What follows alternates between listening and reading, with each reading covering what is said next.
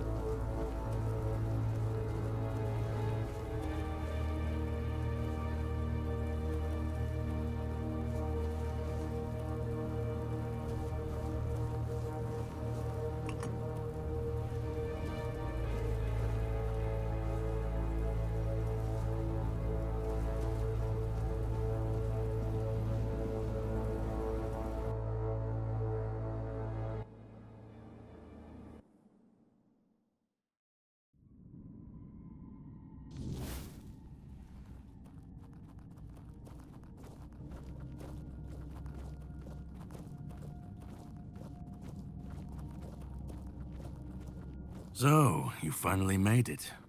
Took you long enough. I hope you're ready, because this is it. The beginning of the end.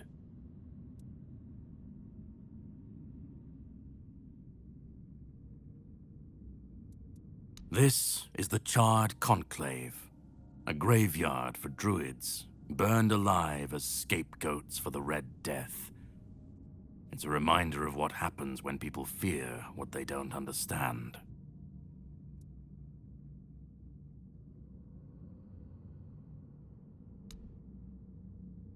They spoke out.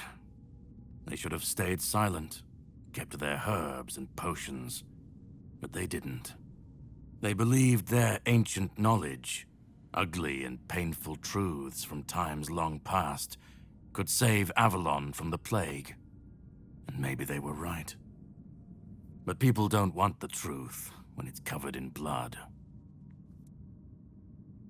Cruel rituals, sacrifices, hard choices in search of real results.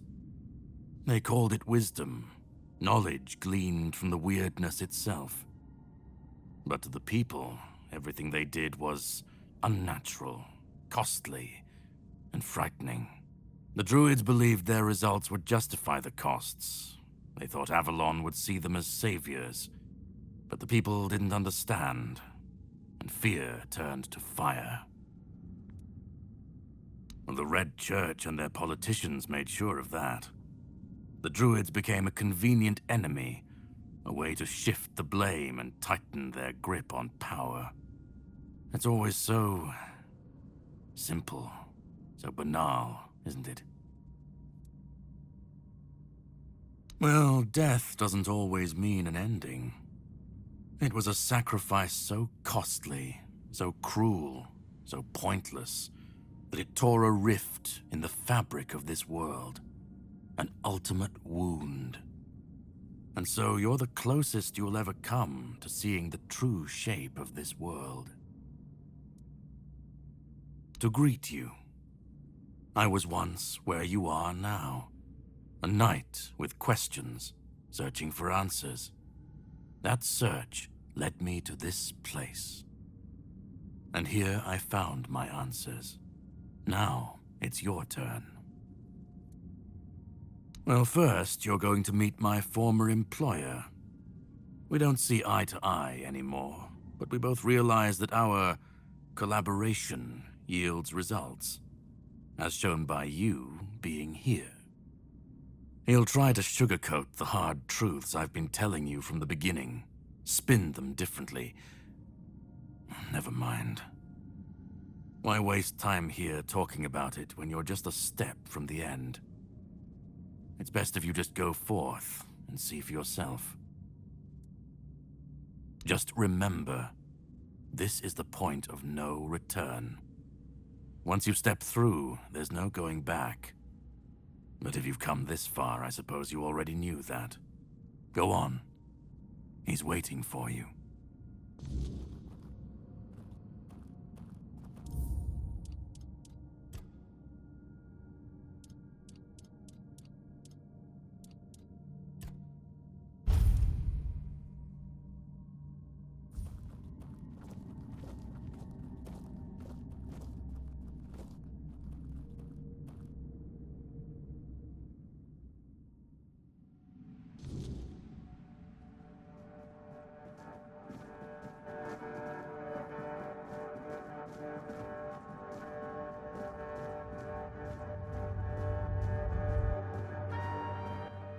At last we meet.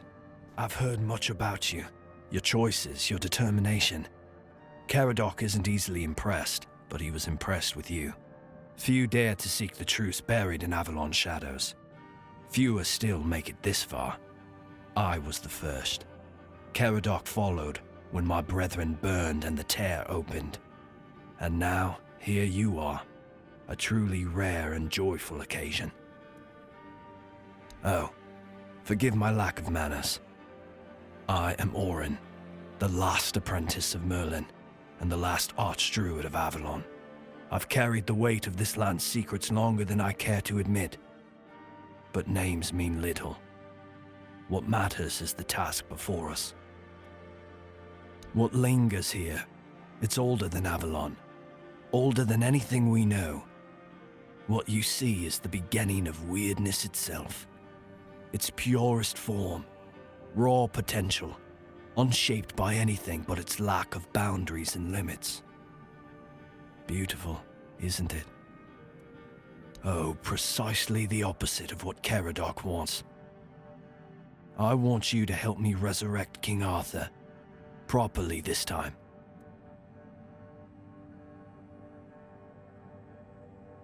Ridiculous, I know. But yes, that's what it boils down to. At some point, we stopped seeing eye to eye and chose different paths. Ultimately, though, both our paths led to you. Yes, please let me explain. By the end of his life, Arthur became obsessed with his legacy. He left mementos, artifacts that embodied the virtues he wanted Avalon to preserve. Excalibur, a symbol of loyalty and sacrifice.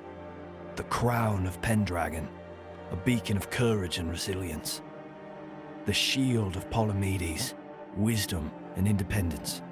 But Merlin and the others didn't believe that would be enough. The memory of war and the fragility of peace was still too fresh. So they acted. When the king died, his soul wasn't allowed to move on. It was shattered, bound to those artifacts.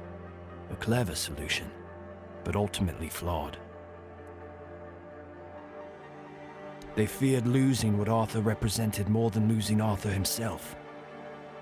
They thought the king's essence would endure if bound to his relics. You can't pick and choose with a soul, but that's exactly what Merlin did. He focused on 3 parts of Arthur: his strength, wisdom, and courage. He left out 2 pieces. One, tainted by the Four Dwellers' magic, was deemed too dangerous. The other was his humanity, the most fragile part. Merlin thought compassion and doubt were weaknesses, unfit for a king. Without them, Arthur became hollow.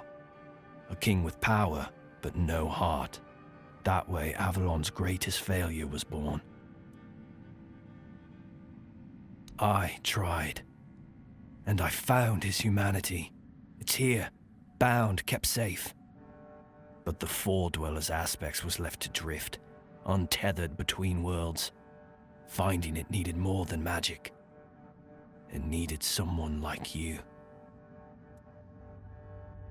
The horrors you endured on that island gave you something no one else has. You can move through the weirdness, touch it, and return whole. That's why you found the king's soul, bound it to yourself, and came back. You flatter me. No, I couldn't have predicted all of that. I merely nudged the Red Church in the right direction and asked Caradoc to assist where I couldn't. I can see you're still doubting me. I want to bring back our king, whole and complete. I want him to lead again and safeguard Avalon's future. It won't. This time, Arthur will be whole. A king must be more than power. He must be human. That balance is what will save Avalon. Because I've seen what happens without him. Weirdness preys on the weak, and the people are too divided to stand against it alone. Arthur is their only hope. Ever they're left without him, without guidance, chaos takes hold. Division festers. You've seen it during your journeys. If things continue this way, Avalon will tear itself apart long before weirdness finishes the job.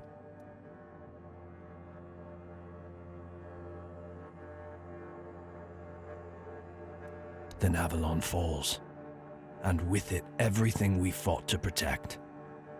But I don't believe I'm wrong. Help me bring the king back, whole and complete. That's all I ask of you. Now you need to go further. I made my case. Please keep in mind what I told you. This is the only way for Avalon to survive.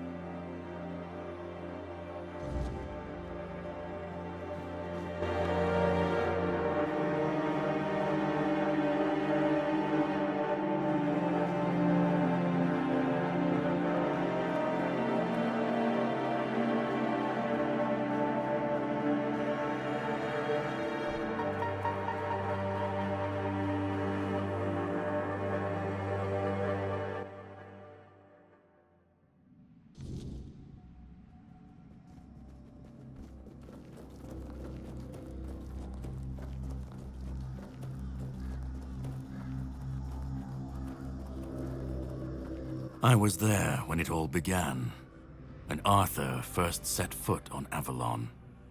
I was a knight in his army. We believed in him, in his dream, in his kingdom. And for a while, it was glorious. Every battle felt like a step closer to peace. Every sacrifice justified by the dream we shared. But then came the cost. The war crimes, the impossible decisions, the massacres, slaughters, and irrational cruelty. We turned from knights into butchers, all because his dream demanded it of us. At first I told myself it was necessary, that it was the price of building something great. But the longer it went on, the harder it was to believe. That's when I realized Arthur wasn't a god, a savior, or a king. He was just another man, no different from the rest of us. And no man should have the power to demand such sacrifices. But do you understand why I want it so much?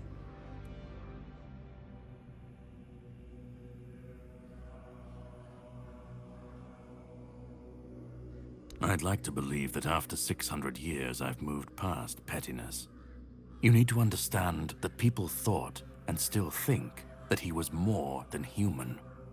But he wasn't. He made mistakes, just like any man. And the cost of those mistakes was always paid for by others. I've seen what happens when people cling to kings and myths. They wait, they follow, they waste their lives on promises that never meant anything. But that's not my problem. I'm not here to fix Avalon or to free anyone. What comes after doesn't matter. Let it all burn, let it rot, let it rebuild. I won't be here to see it.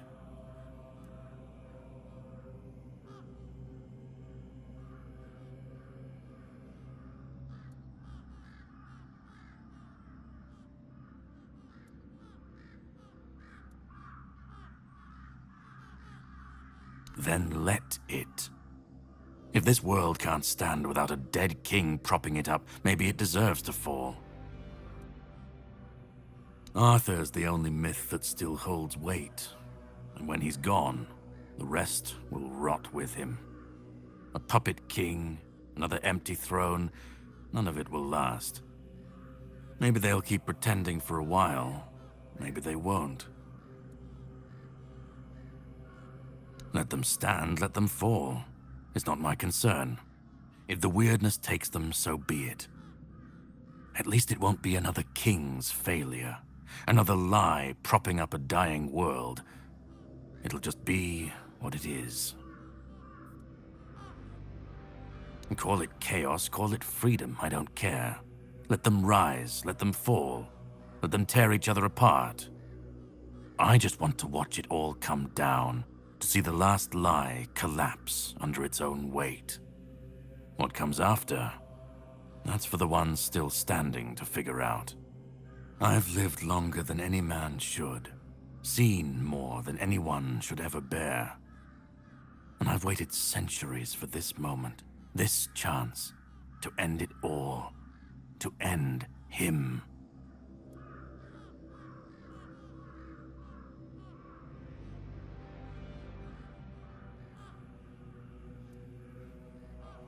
Orin's a druid. That's what they do. They believe. They believe in myths, in symbols, and some of them believe in saving Avalon. I don't believe it's my decision to make. Not Orin's, not Arthur's, not mine. I've watched this cycle turn too many times. I have no stake in what comes after, only in making sure this nightmare finally ends. We were fools to tamper with forces we didn't understand. Resurrecting Arthur, infusing him with powers of the weirdness. We didn't just bend the natural laws, we shattered them. Such violations of nature's order cannot go unanswered. The bill comes due, sooner or later. Always. This cannot be allowed to continue. Listen. It's taken longer than I ever imagined, but now, here we are. You've done what no one else could, what even I couldn't do. You've brought Arthur's soul back together, almost complete, but not quite. And because of you, I can finally finish what I started centuries ago. So, thank you for bringing us to this moment. You're close now. Just one more step. The last fragment of Arthur's soul is waiting for you. Complete what you came here for. And then, we'll meet again. As allies, or as enemies. That's up to you. Go. Find the last piece, and let's end this.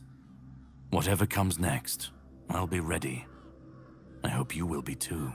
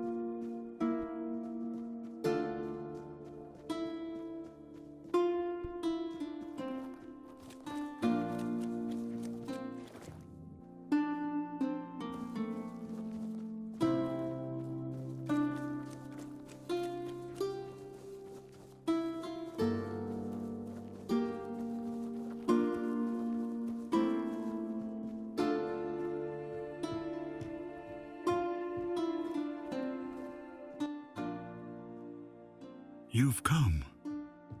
The one who carries what's left of me. Please, don't come any closer. Don't force me to think about coming back again. Just let me finally die. Because I've had enough. Enough of being torn apart and stitched back together. Enough of being used, shaped, and forced to be something I'm not. Do you know what it is like to be a king of nothing? To see the people you swore to protect suffer because of your choices? Or worse, in your name. I've seen towns burnt to the ground, families destroyed, all because someone thought it would serve the greater good. And they called it loyalty. They called it justice. I've been dragged.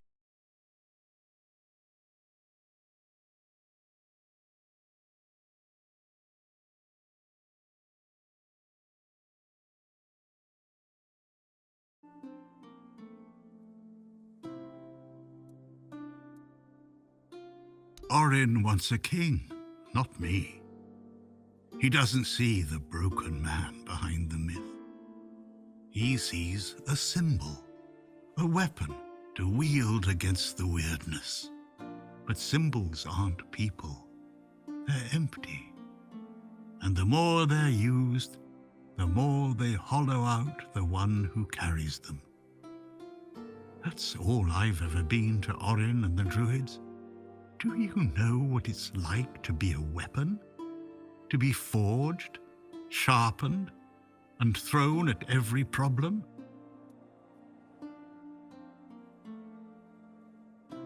He thinks ending me will free Avalon. But what then? Without an idea, a light to guide them, they'll stumble, lose their way, and turn on each other. People always seek something to follow, something to believe in. Take that away, and they'll tear each other apart trying to find it. Or worse, build something even crueler in its place. I want release. I want to stop being a tool in their endless struggle. Kill me. Destroy the last piece of me and use the energy however you wish. Take it yourself and become the new king. Give it to someone else. I don't care. Just don't let me come back again. Let me die. Not as Arthur, not as the king, just as a simple, normal human being.